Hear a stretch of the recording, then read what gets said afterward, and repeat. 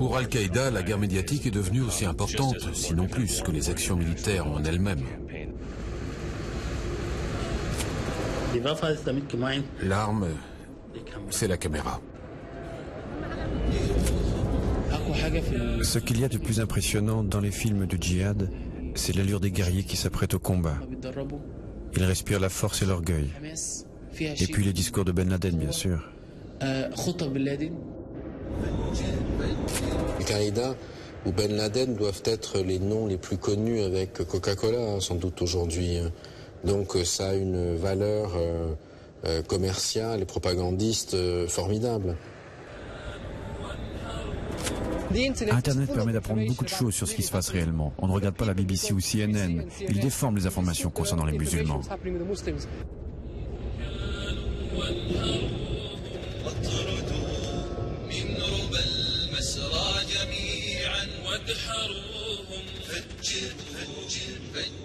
Voici le logo d'Al-Sahab, le nuage, la structure de production d'Al-Qaïda. Le djihad global ne se limite plus aux attentats terroristes et à la guérilla. Et le cyberespace est devenu l'un des champs de bataille de prédilection de Ben Laden. Depuis le 11 septembre, Al-Qaïda s'efforce de conquérir le cœur des jeunes musulmans du monde entier au moyen de centaines de vidéos diffusées sur Internet. Ici à Paris, nous rencontrons l'un des principaux spécialistes de l'islamisme radical. Le professeur Gilles Kepel s'intéresse depuis longtemps aux nouvelles formes du djihad. Toute la propagande audiovisuelle joue un rôle absolument central parce qu'elle a pour but de justifier les attentats terroristes et de s'en servir comme argument pour la mobilisation des masses.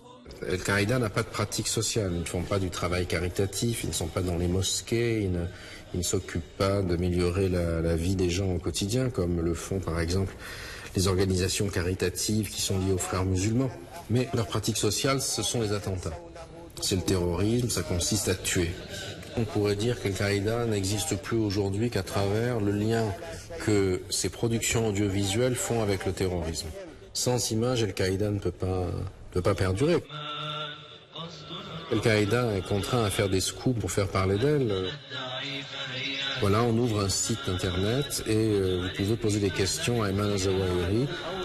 Les questions numéro 2 d'Al-Qaïda doivent être brèves et concises. Nous nous rendons sur son site. On demande d'abord, est-ce que Al-Qaïda a une stratégie médiatique délimitée? Le leader d'Al-Qaïda ne nous a pas répondu.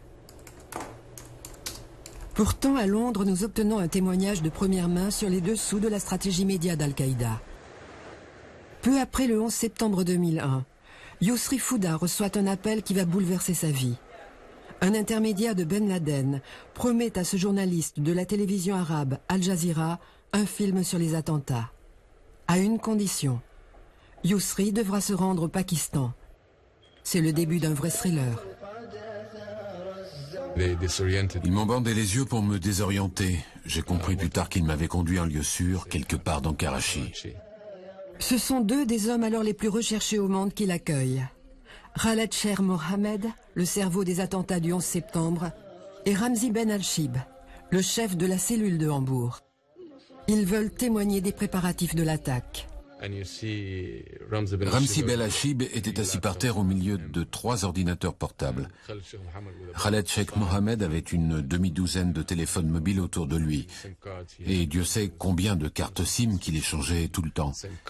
Il envoyait et recevait sans arrêt des SMS et n'avait pas une minute à lui. On ne peut pas comparer cela avec notre façon de travailler. Ils n'ont pas de bureau, pas de secrétaire, rien de tout cela. Ils sont en fuite. Mais cela dit, il ne faut pas négliger le facteur psychologique. Leur souhait de revendiquer la responsabilité de l'attentat terroriste le plus spectaculaire de l'histoire. Ces deux dirigeants d'Al-Qaïda sont aujourd'hui détenus par les Américains. Mais ils ont fourni de nombreux renseignements établissant leur rôle dans l'attaque du 11 septembre.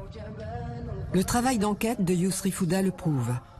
Tout comme ces images fournies par la propre structure de production d'Al-Qaïda. Chaque étape de l'entraînement a été immortalisée pour la postérité. Et les caméramans d'Al-Qaïda n'ont reculé devant rien. Détail horrible d'une préparation minutieuse. Ils sont allés jusqu'à filmer une simulation illustrant la façon d'exécuter les pilotes des avions américains. Ramsey, à un moment donné, a pris une valise pour me montrer ses soi-disant souvenirs de Hambourg, c'est-à-dire un certain nombre d'objets rapportés d'Allemagne et qu'il avait précieusement conservés, comme des CD-ROM comportant des instructions de pilotage, aussi les horaires de compagnies aériennes américaines. De tels documents d'archives terroristes ont été largement exploités dans les productions d'Al-Qaïda. Les glorieuses attaques n'ont été planifiées ni sur ordinateur, ni sur écran radar, mais à l'abri des montagnes. Tel est le commentaire qui illustre ces images qu'Al-Qaïda a gardées secrètes pendant des années et sur lesquelles on peut voir Oussama Ben Laden rencontrant Ramzi, le chef de la cellule de Hambourg. À Londres, vit un autre témoin du djihad des médias, qui fut un fidèle de la première heure. Abdallah Anas était un chef moudjahidine pendant la guerre contre les Russes en Afghanistan. Il est aussi le gendre d'Abdullah Azzam, maître à penser du djihad moderne et ancien mentor de Ben Laden. Mais Anas considère aujourd'hui que son ancien compagnon d'armes, Oussama, est un assassin. Voici les premières images du djihad moderne. Romantisme guerrier de jeunes arabes en Afghanistan, match de football avec Ahmed Shah Massoud, le légendaire dirigeant afghan. Ces films évoquent plus des souvenirs de villégiature exotique qu'un appel aux armes. Abdallah Anas a participé à la création de la première cellule audiovisuelle du djihad. Nous avons fondé une structure appelée le Miroir du Djihad en Afghanistan. C'était un petit bureau qui s'efforçait essentiellement de filmer les combattants arabes en train de faire leurs adieux avant de partir pour l'Afghanistan. Quelques-uns d'entre eux ont été équipés de caméras. Je me souviens d'images des Moudjahidines lors de l'entraînement et aussi pendant les affrontements. Ces vidéos prises sur le terrain et en direct n'avaient rien de professionnel. Ces films d'amateurs devinrent pourtant rapidement un moyen efficace pour faire venir argent et recrues des riches États du Golfe. Ces photos sont issues des premières apparitions de Ben Laden dans une vidéo. Le commentaire le présente comme un chef arabe combattant héroïquement les Russes. De fait, Oussama a compris très tôt quel potentiel il pourrait tirer de ce média. Certains moudjahidines refusaient de se laisser filmer ou photographier pour des motifs religieux. Mais Oussama était tout le contraire. Il lui est même arrivé de demander à des journalistes de le filmer. Il n'était pas homme à rester derrière la caméra. Il voulait être devant l'objectif. Un millionnaire qui renonce à tout pour aller rejoindre le djihad aux côtés de simples combattants. Ces toutes premières images de Ben Laden ont contribué à asseoir sa gloire. Loué soit Dieu qui nous a donné l'occasion de rejoindre le djihad, tout comme il avait accordé cette chance au prophète.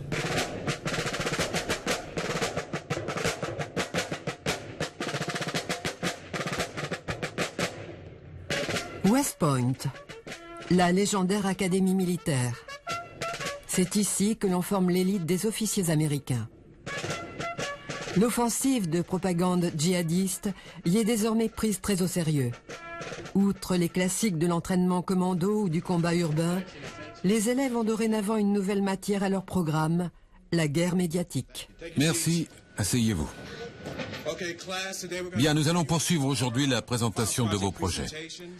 C'est au groupe 3 et 5 de présenter leurs organisations djihadistes et leurs campagnes d'information. Groupe 3, vous avez la parole. Merci. Nous allons vous briefer sur l'origine de ces groupes avec leurs principaux dirigeants et la raison pour laquelle ils ont été fondés. Puis nous vous présenterons notre site internet et nos vidéos. Les cadets doivent simuler la communication d'une organisation terroriste en réalisant des vidéos avec plusieurs objectifs. Il s'agit de leur montrer la facilité avec laquelle les moudjahidines peuvent exploiter les conséquences de la politique américaine et les erreurs de l'armée. Il faut aussi que les futurs officiers apprennent à se mettre dans la peau de leurs ennemis en Afghanistan ou en Irak. On se met vraiment à comprendre ce qu'ils ressentent à propos de ce qui se passe actuellement dans leur pays. On peut se mettre dans leur peau. C'est une chose que les gens n'arrivent normalement pas à faire ici. Ils ne sont pas sur place. Ils ne comprennent pas. À West Point, les instructeurs observent de très près la machine de propagande d'Al-Qaïda. Oui, l'objectif de ce cours était de montrer aux cadets comment les terroristes tentent d'instrumentaliser nos propres paroles contre nous. C'est pourquoi nous avons soigneusement étudié les sites web d'Al-Qaïda et quantité de leurs vidéos. Mais Al-Qaïda observe West Point avec une acuité semblable. Dans cette vidéo, le numéro 2 d'Al-Qaïda reprend mot pour mot une étude de l'Académie militaire dont l'idée est de détourner du djihad les groupes islamiques radicaux en leur proposant de l'argent. L'article a été écrit par Jared Brackman, un des enseignants de cette nouvelle matière à West Point. Nous étudions la façon dont ils détournent nos propres informations télévisées pour en tirer des preuves de notre moralité ou de nos turpitudes, ou de toute autre chose susceptible de démontrer la faiblesse de ce pays.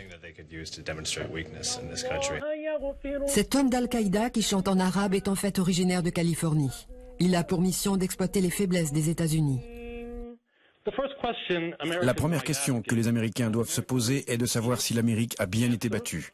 La réponse est oui, et sur tous les fronts. Les Américains et les autres membres de la coalition ont maintes fois prouvé qu'ils n'avaient ni la capacité ni la volonté d'affronter militairement les Moudjahidines, que ce soit en Irak ou en Afghanistan. Mais ils essayent encore de séduire les musulmans. Ils ont aussi perdu cette bataille-là, malgré les sommes considérables englouties en pots de vin et en propagande. Bien que converti à l'islam, Adam Yaryeh Gadan aurait pu devenir cadet à West Point. Mais il a opté pour Al-Qaïda et les États-Unis ont mis sa tête à prix pour $2 millions. Je vais maintenant procéder à la destruction de mon passeport américain.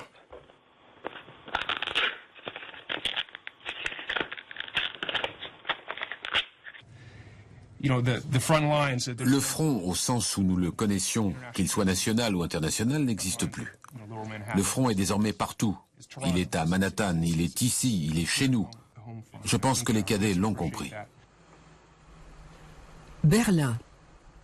Il s'y dessine un autre front, du moins en ce qui concerne la guerre des médias. C'est en Europe occidentale que la machine médiatique du djihad s'est développée.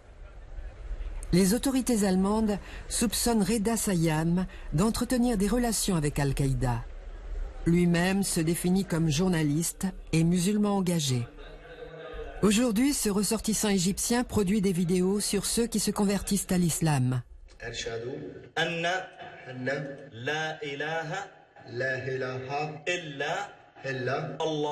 Mais il n'y a pas si longtemps, Reda tournait des films d'un autre genre, nettement plus radical. Pendant la guerre en Bosnie, comme des centaines d'Arabes, il était membre d'une brigade de Moudjahidines, en compagnie de nombreux vétérans de la guerre d'Afghanistan. Il y a filmé des combattants qui ont plus tard été poursuivis pour crimes de guerre. Plusieurs de ses compagnons d'armes se sont rendus coupables d'attentats terroristes en Europe, où on les soupçonne d'avoir fondé des cellules d'Al-Qaïda. Sayam est fier d'avoir contribué au développement des médias djihadistes par son travail en Bosnie. En tant que musulmans, nous remercions Dieu de ce que les médias ne sont plus aux mains des Américains. Il est trop tard pour les Américains. Ils ne peuvent plus faire passer une bonne image d'eux-mêmes par les médias. Le masque est tombé. Il est détruit et c'est leur vrai visage que véhiculent désormais leurs propres armes. Leurs propres armes, ce sont les caméras. Depuis la Bosnie, les caméramans sont considérés comme des combattants du djihad à part entière. Je tiens à dire à mes frères en Allemagne, notamment aux musulmans allemands, que nous devrons rendre des comptes le jour du jugement dernier. Alors, rejoignez le djihad si vous voulez compter parmi les innocents. La Bosnie n'était que le début des tendances à la radicalisation en Europe. Pour Guido Steinberg, spécialiste de l'islam, c'est là un problème qui se complexifie au fil des ans et qui devient sans cesse plus préoccupant.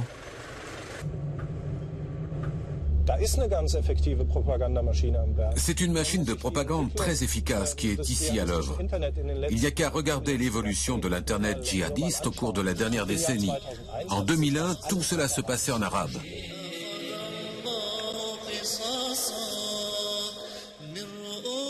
Aujourd'hui, nous avons un nombre croissant de sites web turcs, ce qui leur donne une base sociale entièrement nouvelle. Les Turcs ont nettement tendance à se radicaliser à travers ces réseaux, d'où une sensibilité accrue à l'idéologie d'Al-Qaïda en Irak et ailleurs.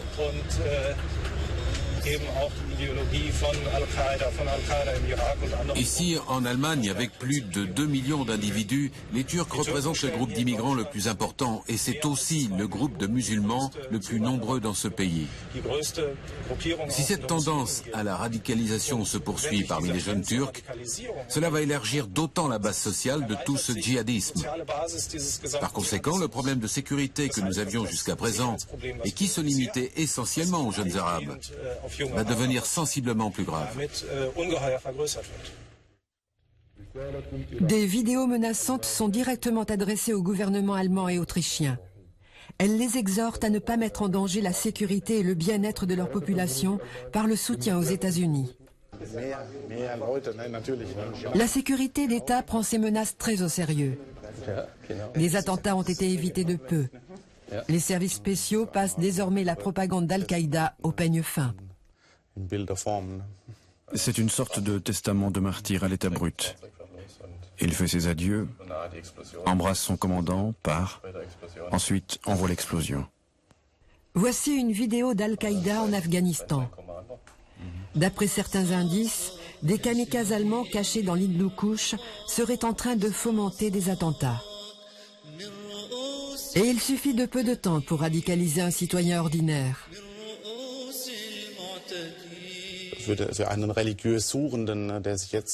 Pour quelqu'un en quête de spiritualité, à la recherche de son identité personnelle et religieuse, la probabilité est très forte qu'il tombe sur des radicaux.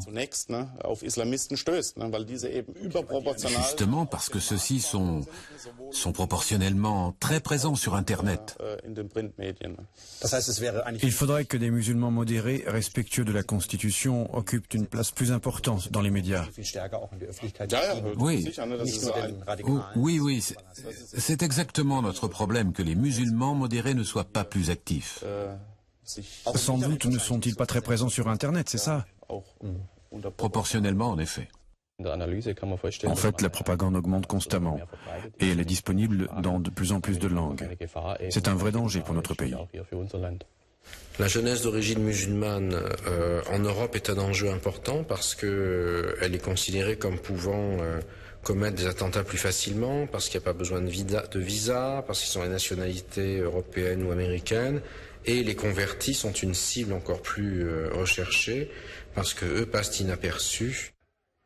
Jusqu'aux attentats de 2005, Londres a été le centre des médias djihadistes en Europe. Mais malgré le renforcement de la législation antiterroriste anglaise, le radicalisme continue de s'étendre. Nous voulons que l'islam domine le monde. Dans le monde entier, nous voulons que la charia soit appliquée partout. Nul n'est digne d'être obéi si ce n'est le Dieu Tout-Puissant. Nous croyons fondamentalement que nous allons gagner. Un musulman ne peut pas perdre. Vous pouvez bien occuper nos terres, nous torturer. Ce seront toujours les musulmans qui l'emporteront. Parce qu'Allah, le Dieu Tout-Puissant, nous l'a promis. On s'adresse au public pour lui parler de l'islam et réfuter les calomnies véhiculées par les médias comme la BBC ou CNN. Il faut dire aux musulmans et aux non-musulmans ce qui se passe vraiment, car nous avons ce média qui est Internet, et l'Internet permet d'apprendre beaucoup de choses sur ce qui se passe vraiment.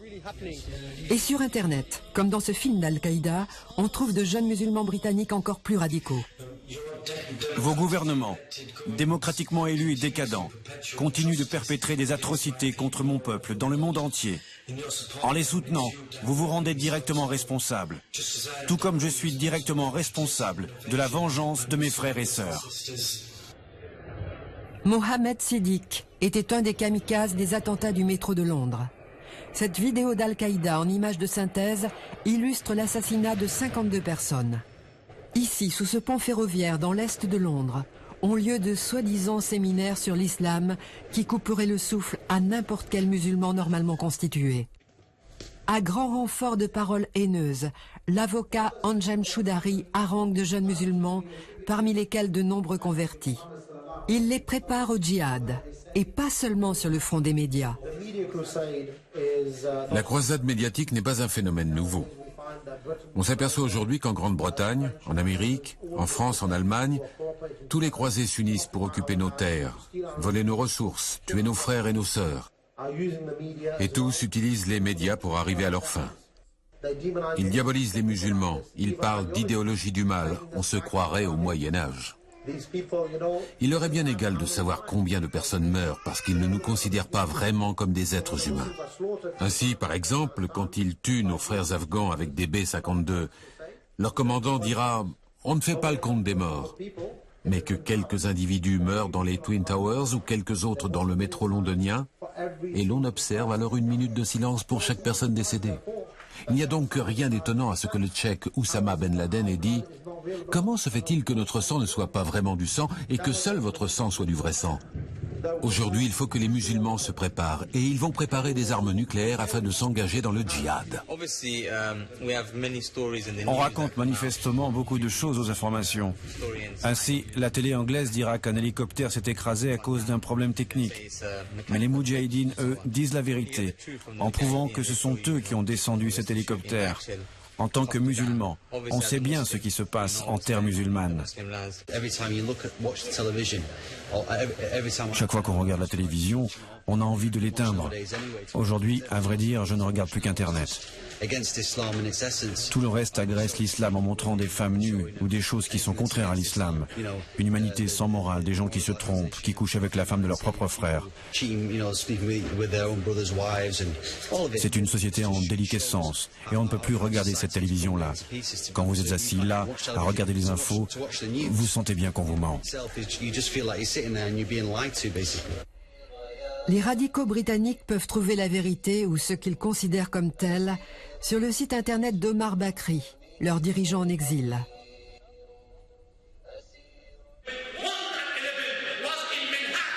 Il y a eu un 11 septembre à Manhattan. Dieu bénisse les responsables de ce 11 septembre. Ce 11 septembre-là n'était qu'une réaction à bien d'autres 11 septembre. Tripoli. C'est dans ce port libanais que nous rencontrons Omar Bakri, grand admirateur de Ben Laden et recruteur présumé du djihad. Il est interdit de séjour en Grande-Bretagne, ce qui ne l'empêche pas de continuer ses efforts pour radicaliser la jeunesse musulmane. Depuis sa nouvelle base, il diffuse par Internet ses messages et ses vidéos dans le monde entier. Et il est fier des graines qu'il a semées à Londres.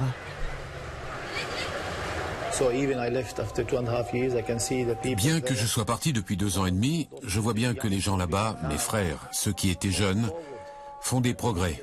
Au moins ils s'affirment haut et clair. Mes CD, mes messages radio et vidéo sont largement répandus parmi la jeunesse et dans le monde. Et ils ont vraiment déclenché une sorte de révolution.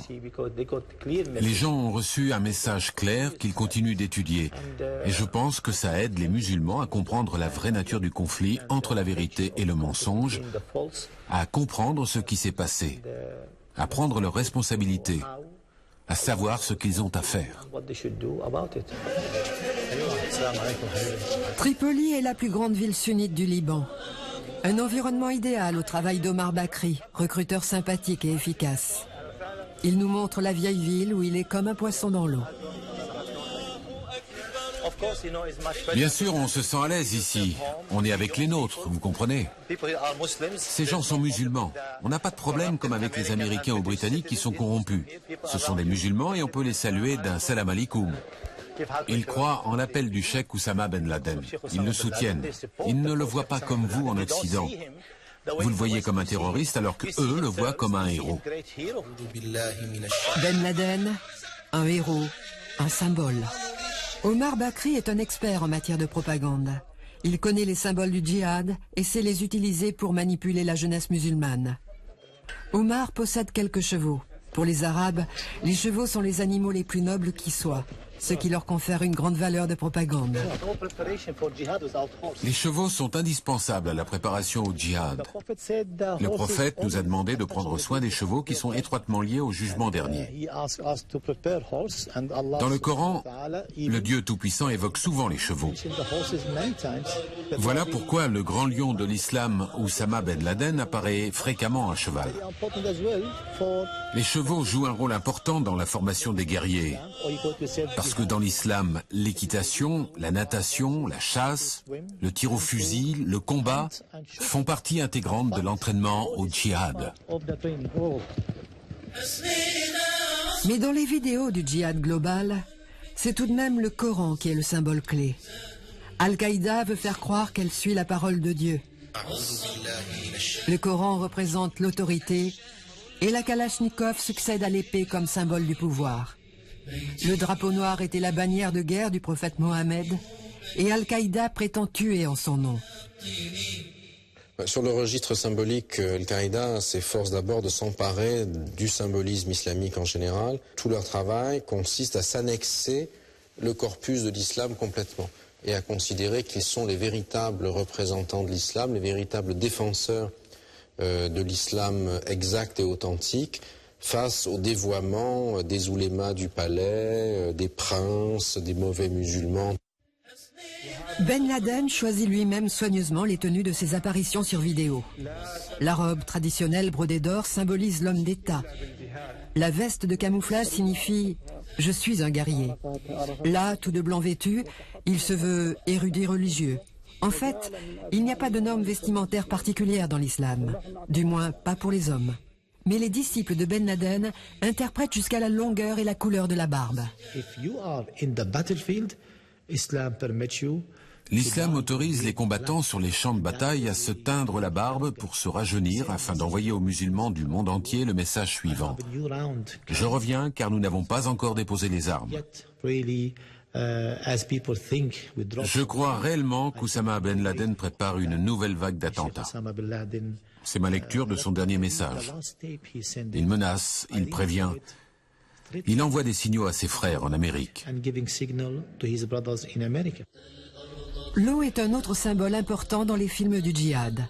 Le Coran décrit le paradis comme un jardin où rivières, cascades et fontaines récompensent les croyants de délices infinies. Les vidéastes d'Al-Qaïda utilisent ainsi la force symbolique de l'eau pour glorifier les martyrs censés jouir en priorité du jardin d'Éden. Des spécialistes des médias djihadistes, comme Reda Sayam, ont contribué à mettre en place un culte du martyr qui a de quoi laisser perplexe. Quand un combattant musulman meurt, son visage n'est pas celui d'un impie tué à la guerre, même si tous les deux ont été tués avec la même arme. Si vous êtes honnête, vous reconnaîtrez sur le visage du martyr qu'il a vu le paradis qu'Allah lui a promis.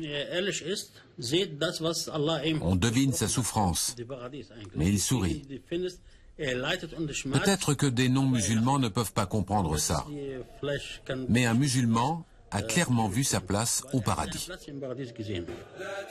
L'organisation de Ben Laden a perverti le concept musulman classique du martyr. Le martyr équivaut désormais à une mission suicide, même si le suicide est strictement interdit par l'islam. L'essentiel de toute la propagande est le recrutement de volontaires. Soyez convaincus de devoir sacrifier votre vie. Courage. Au début, quand on n'est pas encore habitué à cette idée, cela peut sembler difficile. Mais vous êtes venus ici parce que votre cœur est plein d'amour pour Dieu et son prophète. Et chacun est responsable devant Dieu. Alors persuadez-vous, car plus il y aura de candidats au suicide, plus nous nous rapprocherons de la victoire, si Dieu le veut. Évidemment, le martyr a une très grande force de démonstration symbolique, à la fois parce qu'il sème l'horreur chez l'adversaire, qui le perçoit comme un fanatique contre lequel finalement on ne peut rien, et parce qu'il suscite l'enthousiasme chez les partisans. Donc nous vivons aujourd'hui avec à l'époque de nouveaux héros. Faire des héros modernes, ça signifie qu'on va prendre des individus comme Shehzad Tanwir ou Mohamed Siddiq Khan qui se sont fait exploser en Angleterre, ou Mohamed Atta qui a dirigé le commando du 11 septembre 2001 contre les tours du World Trade Center, et on va en faire des personnages auxquels la jeunesse musulmane et non musulmane doit pouvoir s'identifier. On fabrique ces soi-disant héros en leur lavant le cerveau. Le premier pas consiste à simuler la camaraderie. Les vidéos de recrutement d'Al-Qaïda font volontiers appel au goût de l'aventure et de l'action des jeunes musulmans. Dès qu'une recrue est prête, on filme son testament vidéo soigneusement préparé. On y fait référence à des crimes commis contre l'islam pour justifier son martyre. Si l'attentat réussit, on célèbre ces jeunes gens comme des idoles.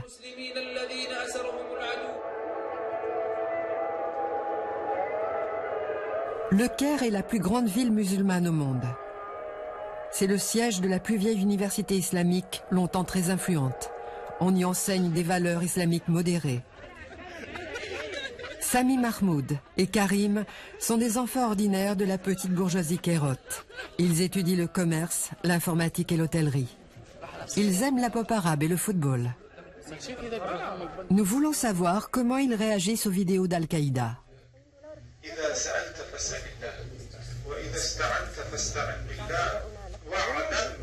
Si vous avez des questions, posez-les à Dieu.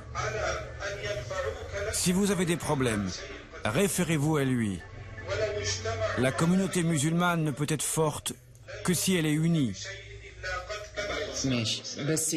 D'accord, mais pour ce qui est du djihad, est-ce le bon moment? Est-ce le djihad?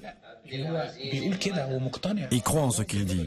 Et il croit vraiment que ce qu'il fait correspond au commandement de Dieu. Oui, mais le vrai problème, c'est qu'il tue des civils. Ils font des actions légitimes. Mais tuer des innocents, c'est inadmissible. Qui leur donne le droit? Je suis d'accord. Mais tout cela, c'est la faute des pays occidentaux. Ce sont eux qui ont provoqué ça. Ce n'est certainement pas bien de tuer des civils. Mais quand ton pays est occupé, en grandissant, tu deviens moudjahidine, résistant ou guerrier. C'est à cause de la politique des occupants. Et n'allez pas croire que tout cela finira avec la mort de Ben Laden. Il y aura des milliers d'autres Ben Laden. Par exemple, ces images de Twin Towers qui s'effondrent m'inspirent deux sortes de sentiments. Quand je vois ça, d'un côté, je suis triste. Mais d'un autre côté, j'ai un sentiment de fierté. Quand vous pensez à tout ce que les Américains ont pu faire en Irak ou en Palestine et partout dans les pays arabes, avec la grâce de Dieu, nous avons pu asséner un grand coup à la puissance américaine. Ce sont des jeunes gens formés ici, en Afghanistan, qui ont humilié cette superpuissance.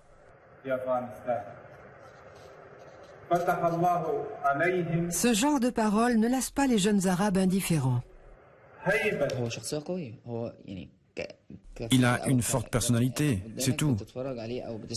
Ses paroles sont fortes, elles ont de la grandeur. Et on a l'impression qu'il croit vraiment à ce qu'il dit. Les érudits religieux égyptiens très qualifiés ont longtemps joui d'une grande considération. Mais la propagande djihadiste les discrédite en dénonçant leur prétendue vénalité.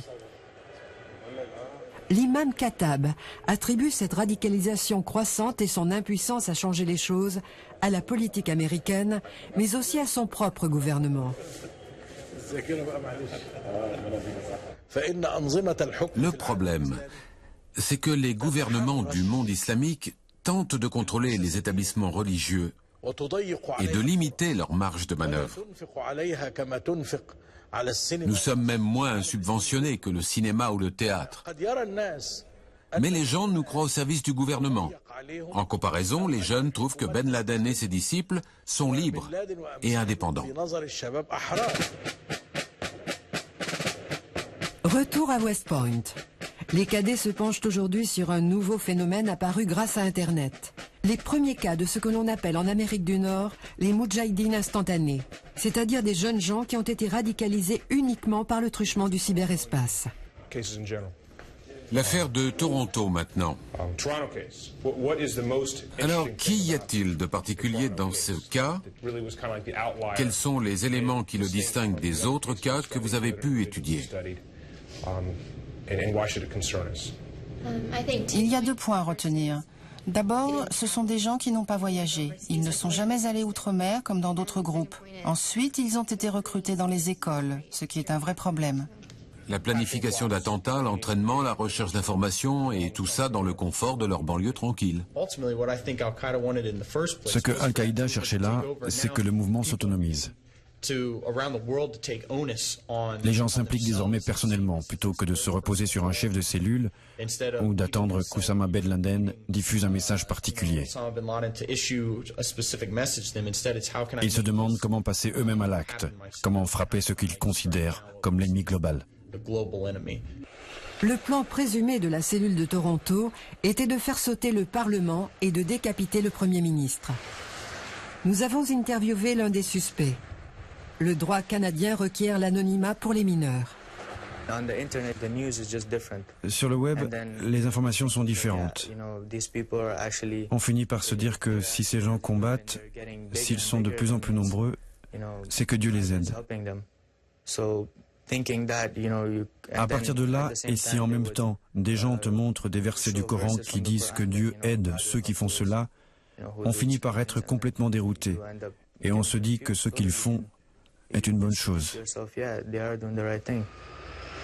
Tom Quiggin, un ancien des services secrets, est l'un des meilleurs spécialistes canadiens de la radicalisation de la jeunesse. Ils sont passés maîtres dans l'art de la propagande et ils font un excellent travail.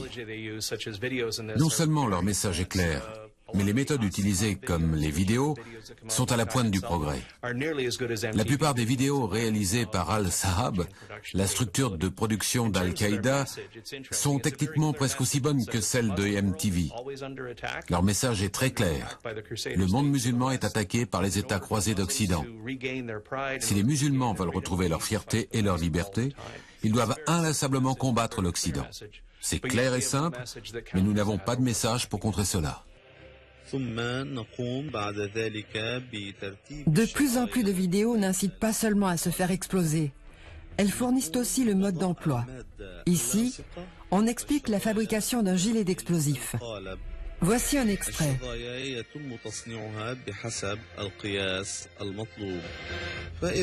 Une fois que vous avez mis la colle sur les billes métalliques, vous pouvez modeler cette masse de façon à pouvoir la glisser dans la veste. Voici ce que cela donne. On vous montre même l'effet produit dans un autobus.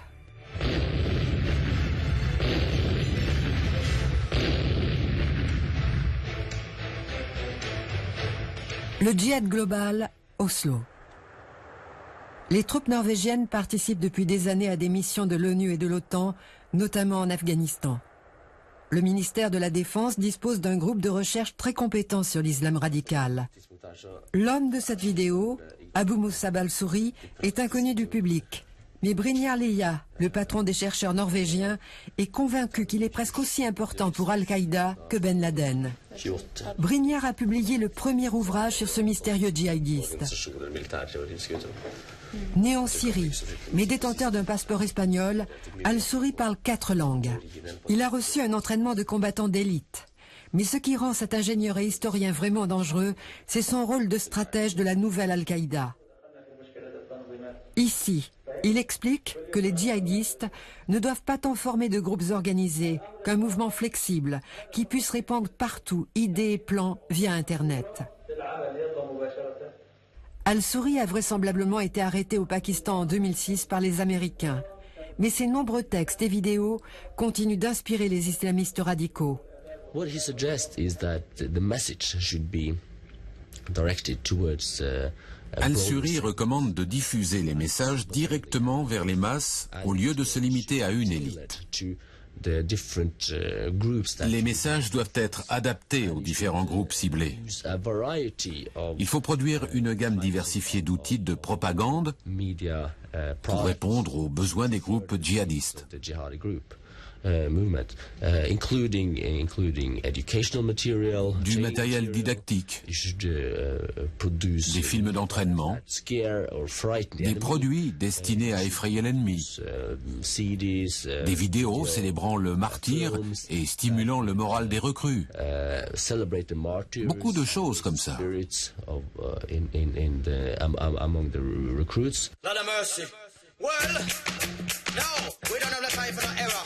La fabrication de ces nouveaux produits destinés à soutenir le moral des troupes tourne à plein régime.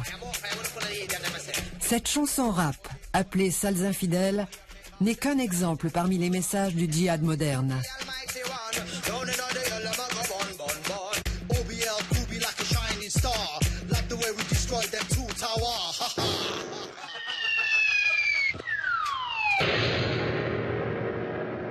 Un texto pour Noël. Tel est le titre de ce clip cynique et brutal d'un groupe irakien.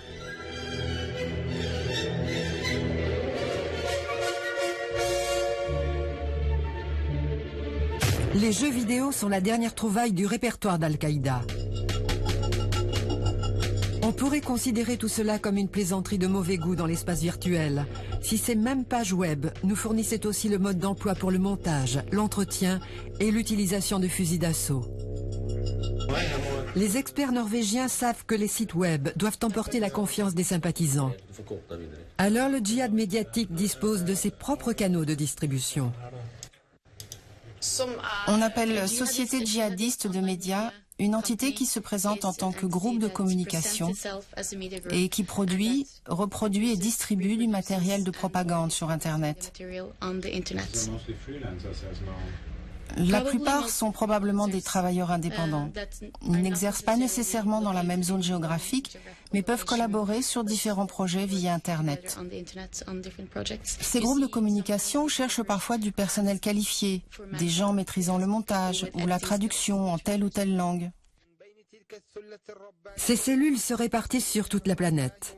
Elles sont dans le collimateur des États-Unis. Il faut arrêter ces types et empêcher les webmestres de nuire, de communiquer ces informations, cette propagande. Il faut fermer leurs sites. Ces stratèges qui lisent Sun Tzu, Clausewitz et nos grands historiens militaires, qui étudient aussi notre propre stratégie militaire afin d'en faire usage contre nous, ces gens doivent être réduits au silence. Ce n'est pas si simple. Le Saoudien Al-Masari est connu pour distribuer de la propagande djihadiste en toute légalité. Sur son site web, il est seulement indiqué qu'il décline toute responsabilité. C'est la chose la plus simple du monde que d'envoyer et de télécharger des vidéos. Celui qui fait les films n'a qu'à aller dans un café internet de Bagdad avec une clé USB. Il envoie le film sur un site secret quelque part sur la planète, peu importe où. Puis, il appelle un ami, disons à Hong Kong, je choisis ça arbitrairement, et il dit par exemple, ta tante arrive demain par avion. Ça veut dire qu'il y a une vidéo à télécharger, ce que font nos dizaines de milliers de membres de par le monde. La contre-attaque américaine est claire, détruire le plus grand nombre de sites web et empêcher les envois. Vous aurez peut-être constaté, en essayant de télécharger ces films, qu'au bout de 8 à 12 heures, les Américains ont compris la manœuvre et détruit le site. Mais heureusement, quelques centaines de milliers de personnes auront déjà téléchargé la vidéo pour l'envoyer à des amis, qui l'enverront à d'autres amis. Et tôt ou tard, ces images se répandront aux quatre coins du globe. West Point. L'armée américaine s'intéresse aussi à des vidéos horribles qui ont répandu la terreur dans le monde entier. Des vidéos d'exécution et d'otages. À West Point, les cadets rejouent même certaines scènes de ces films pour en discuter en classe.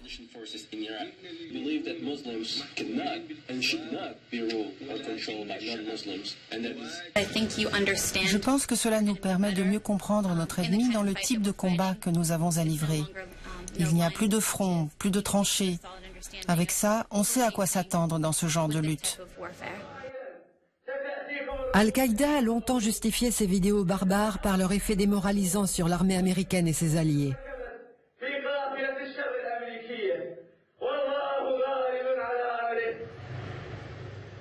À Paris, nous rencontrons Georges Malbruno, qui a lui-même fait l'expérience dramatique des films d'épouvante djihadistes. Ce journaliste du Figaro a été retenu en otage en Irak durant 3 mois par un groupe qui a exécuté bon nombre de ses prisonniers. Dire à ma famille d'abord que tout va bien, on est donc gardés, on est... C'était effectivement notre grande hantise, c'était de nous retrouver en tunique orange parce qu'on savait que là c'était l'antichambre de la mort. Et donc là on avait très peur parce qu'ils utilisent, ils sont machiavéliques et ils utilisent les mêmes armes que l'Occident. Ils prennent l'Occident au mot et en faisant revêtir les otages de la tenue orange, ils leur renvoient un miroir. Le miroir est celui du camp de Guantanamo. L'Occident nous a déclaré la guerre, nous on répond, il faut porter la peur dans votre camp.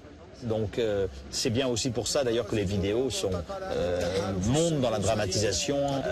Quand ils ont montré en vidéo Kenneth Bigelow, l'anglais, en tenue orange dans une cage, là je veux dire c'est absolument abject, quoi. Donc ils utilisent, c'est du sadisme, il y a un machiavélisme terrible. Donc toutes ces vidéos, ils savent très bien les utiliser, ce sont les cinéastes de l'horreur. Même les sympathisants d'Al-Qaïda ont fini par trouver que ces vidéos poussaient l'horreur trop loin. Leur production a été provisoirement arrêtée, mais certains musulmans radicaux les défendent toujours. Le jour où Bigelow a été décapité, mon propre frère et les collègues de bureau m'ont crié « Vous les musulmans, comment pouvez-vous faire des choses pareilles? Comment osez-vous » Et je leur ai répondu « Comment pouvez-vous parler d'un mécanicien d'aviation dont le travail consistait à réparer des hélicoptères avec lesquels on tire sur des femmes et des enfants? Comment osez-vous parler de cet homme-là sans jamais me demander ce que je ressens pour les femmes et les enfants qui sont massacrés tous les jours dans les pays musulmans et de par le monde, violés par les soldats ?» Fin de semestre à West Point. Le temps est venu pour les cadets de faire le bilan de leur formation à la guerre médiatique. Les vidéos de propagande nous donnent un aperçu de leur tactique, de leur façon de mener des attaques, qu'il s'agisse de bombes ou d'enlèvements. Ces vidéos sont assez intéressantes en elles-mêmes, parce qu'elles nous apportent au moins des bribes d'informations sur les capacités de ces organisations. Tirer militairement profit des films de propagande est une chose. Contrarier la machine médiatique d'Al-Qaïda en est une autre. L'armée américaine en a fait l'expérience quand elle a tenté de ridiculiser Zarqawi, l'ancien chef d'Al-Qaïda en Irak.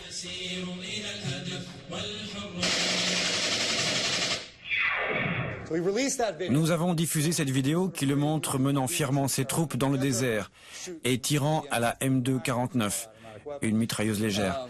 Puis nous avons saisi ceci. En réalité, le lion de Mésopotamie, comme aime à l'appeler Al-Qaïda, ne savait pas tirer. L'armée américaine a mis ces images sur Internet.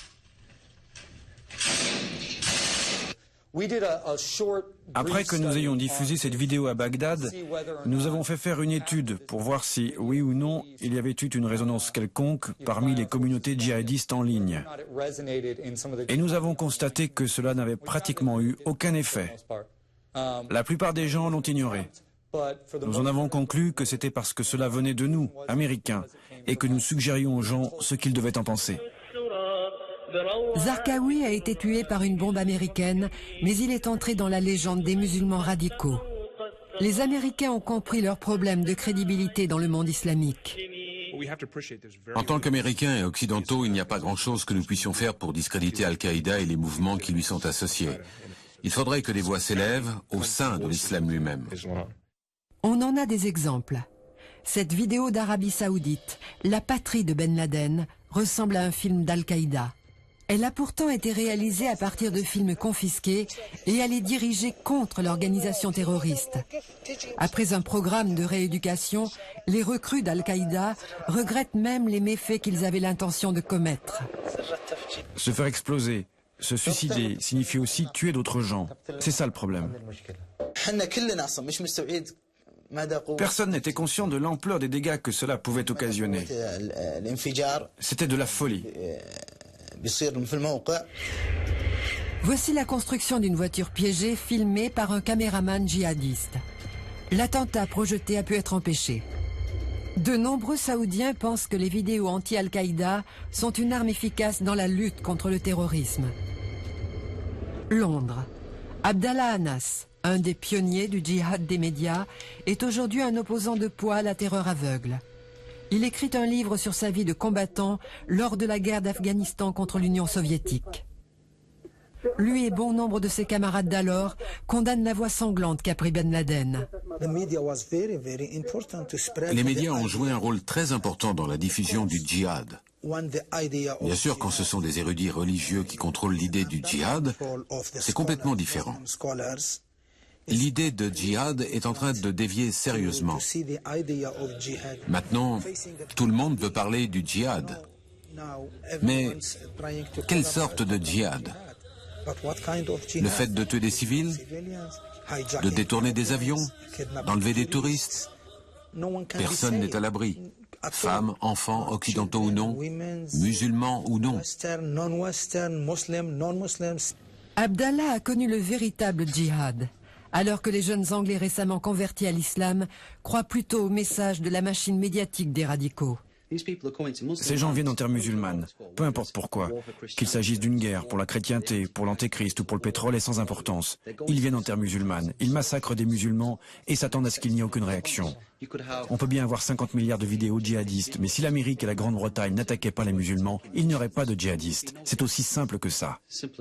Ce ne sont pas ces vidéos qui radicalisent les jeunes musulmans. Ce sont les pays qui procèdent à des bombardements massifs qui les radicalisent. C'est là qu'il faut chercher la cause, et non pas dans les vidéos qui se contentent de montrer ce qui se passe réellement, au lieu de ces infos à la guimauve qu'on nous sert ici. Si avec le djihad des médias, Ben Laden et Al-Qaïda n'ont pas atteint leur objectif de mobiliser les masses musulmanes, quelques minorités isolées prennent leur message non seulement comme une vérité, mais aussi comme un appel aux armes. On ne pourra vraiment s'opposer au danger de la radicalisation que si l'on comprend le fonctionnement de la machine de propagande djihadiste.